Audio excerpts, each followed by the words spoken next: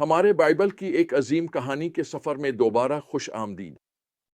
آج ہم صدوم اور عمورہ کی تباہی کی سنجیدہ کہانی کا جائزہ لے رہے ہیں، جو گناہ کے نتائج اور خدا کی تنبیہات پر دھیان دینے کی اہمیت کو اجاگر کرتی ہے۔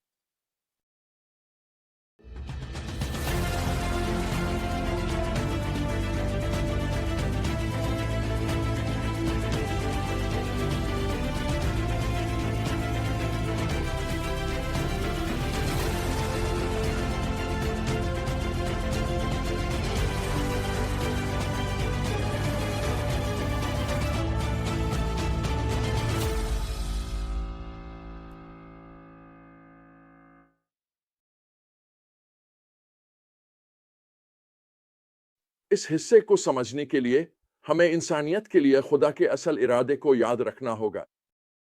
خدا نے ہمیں اپنی پاکیزگی کی عکاسی کے لیے پیدا کیا اور خاندان کو اس بنیاد کے طور پر قائم کیا تاکہ زمین کو ایسے لوگوں سے بھرا جا سکے جو اس کے ساتھ چل۔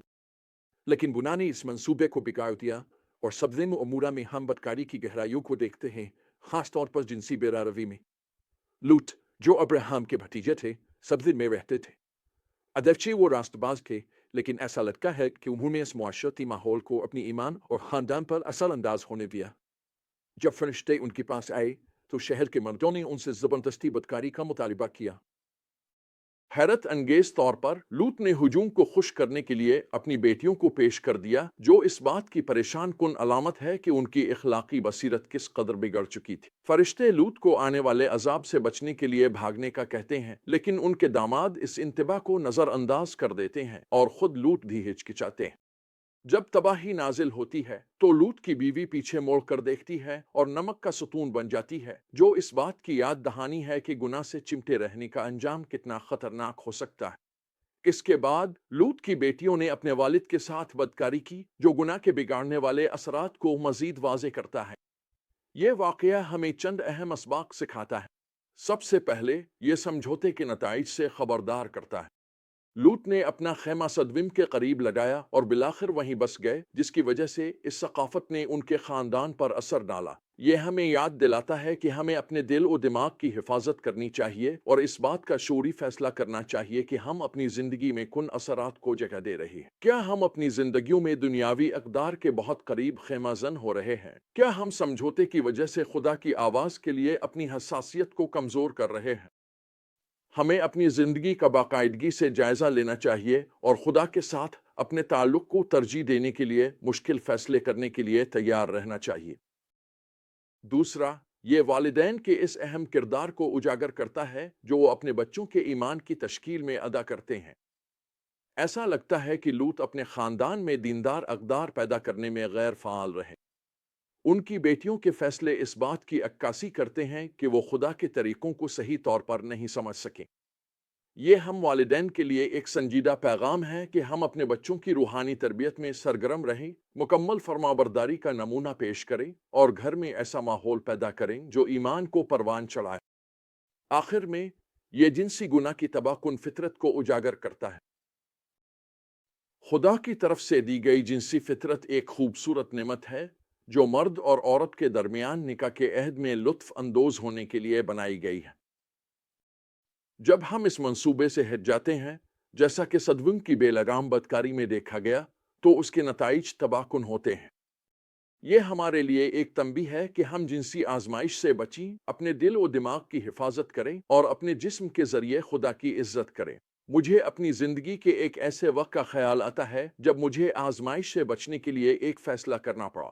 جرمنی میں ایک نوجوان پادری کے طور پر میری روزانہ کی دوڑ کا راستہ ایک ایسے تھیٹر کے پاس سے گزرتا تھا جہاں اشتعال انگیز پوسٹر لگے ہوتے تھے۔ میں نے خود کو مسلسل ان کی طرف دیکھنے کی خواہش سے لڑتے ہوئے پایا۔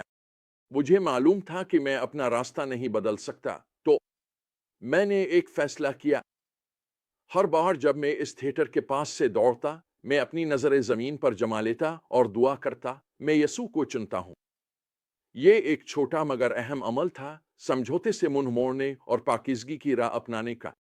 ایک ایسی دنیا میں جہاں اکثر گناہ کو سراہا جاتا ہے، ہمیں خدا کے ساتھ بے لوث چلنے کی عادت ڈالنی چاہیے، اس کی تنبیہات پر دھیان دینا چاہیے، آزمائش سے بچنا چاہیے اور اس کی رہنمائی پر عمل کرنا چاہیے۔ ہمیں ایسے گھر اور معاشرے بنانے چاہیے جو ایمان کو پروان چڑھائیں اور اس کے منصوبے کی عکاسی کریں۔ صدوم اور عمورہ کی کہانی گناہ کے نتائج کی ایک واضح یاد دہانی ہے، لیکن ساتھ ہی یہ خدا کی رحمت کی گواہی بھی ہے۔ اس نے لوط اور اس کے خاندان کے لیے نجات کا راستہ فراہم کیا، جیسے وہ ہمارے لیے مسیح کے ذریعے نجات کا راستہ فراہم کرتا ہے۔ چاہے ہم کتنے ہی دور بھٹک جائیں، اس کا فضل ہمیں پاک کر سکتا ہے، بحال کر سکتا ہے اور ہمیں درست زندگی گزارنے کی طاقت دے سکتا ہے۔ لہٰذا لوط کی مثال سے سیکھیں، چاہے وہ تنبیہ ہو یا امید۔ ایسے ایمان کی جستجو کریں جو روشن چمکے اور سمجھوتے کو اپنی روشنی مدھم نہ کرنے دیں، اور خوشی منائیں کہ آپ اس کی خدمت کر رہے ہیں۔ خدا، جس کا فضل ہمارے گناہ سے زیادہ دور تک پہنچتا ہے، ہماری ناکامیوں سے زیادہ دیر تک قائم رہتا ہے اور ہماری نجات کی قیمت ادا کرتا ہے۔ جیسا کہ کہا جاتا ہے، گناہ تمہیں وہاں تک لے جائے گا جہاں تم جانا نہیں چاہتے، تمہیں وہاں زیادہ دیر روکے رکھے گا جتنا تم رکنا نہیں چاہتے، اور تم سے زیادہ قیمت وصول کرے گا جتنی تم ادا نہیں کرنا چاہتے۔ لیکن خدا کا فضل پھر بھی ہمارے تمام گناہوں سے بڑا ہے۔ اس فضل کو مضبوطی سے تھامے رکھو، اس کی قوت میں راست بازی کی جستجو کرو، اور اس دنیا کے لیے دعا کرو جسے ہماری زندگی میں اس کی خوبصورتی دیکھنے کی ضرورت ہے۔